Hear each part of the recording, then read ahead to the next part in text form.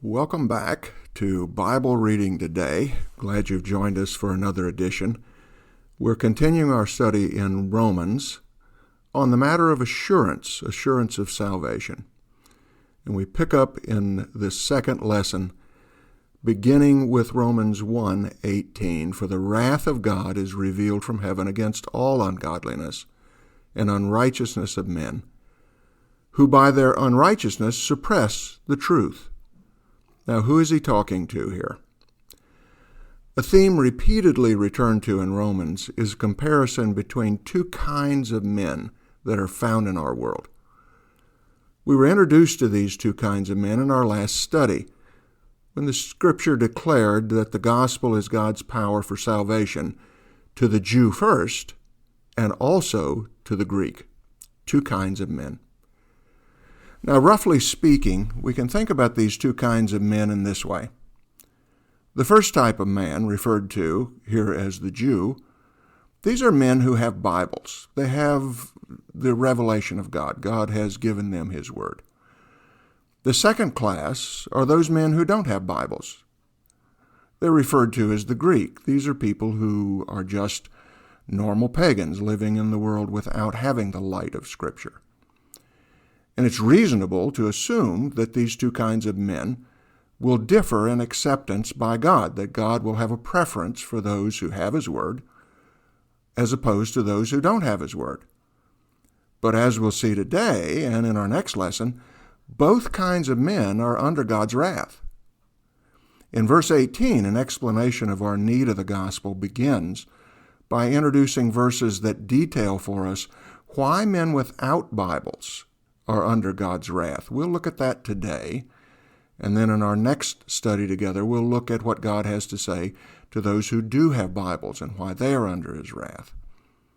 Again, Romans 1:18 says, the wrath of God is revealed from heaven against all ungodliness and unrighteousness of men, who by their unrighteousness suppress the truth. All men, we are told, are under God's wrath by nature, whether they have Bibles or not, because all men by their unrighteousness suppress the truth. Now, it makes no difference whether men have Bibles or not, we're told, because God's wrath from heaven is against all ungodliness and unrighteousness. By nature, men, in their unrighteousness, suppress the truth, we are told, rejecting what may be known of God, while choosing to believe what their own hearts want to believe. And what our natural hearts want to believe is simply this, that there is no God but me. God holds all men accountable for giving themselves to this lie. Well, hold on a minute, I hear you say. I can understand why God would condemn men who have Bibles for saying this.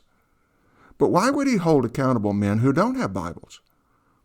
Isn't it unfair to hold men accountable for refusing to believe something they're ignorant of? Of course, that would be unfair. But the Scripture goes on to tell us that even men who have no Bible are responsible to God because God has revealed Himself sufficiently in nature to hold men accountable. Romans 1:19 and 20 say, for what can be known about God is plain to them because God has shown it to them. For His invisible attributes, namely, His eternal power and divine nature, have been clearly perceived ever since the creation of the world in the things that have been made. So they are without excuse. We're told here that nature itself bears witness that the beauty, the organization, the power, and the life displayed in the universe around us were created by an infinite, powerfully present God. The modern idea that everything we see around us, including life itself, happened by accident, is unworthy of men and women who have normal powers of observation. God has left a witness of Himself in nature, and men suppress that witness. They suppress the truth of God's existence, simply because by nature we want to be our own God. Now, the result of this rejection of God is disastrous. God turns us over to our own foolishness. The foolishness of idolatry is talked about in verses 21 to 23. The foolishness of immorality is talked about in verses 24 to 27. And the foolishness of hatred and violence, so prevalent in our world today, is talked about in verses 28 through 31. Now, simply put, our world is a mess because men, as verse 22 tells us, claiming to be wise, have become fools. So the man without the Bible is under God's wrath from birth. But what about the man who has a Bible? Is it enough to make a difference?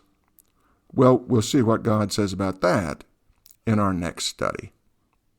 Thanks for joining us again today. Look forward to seeing you then.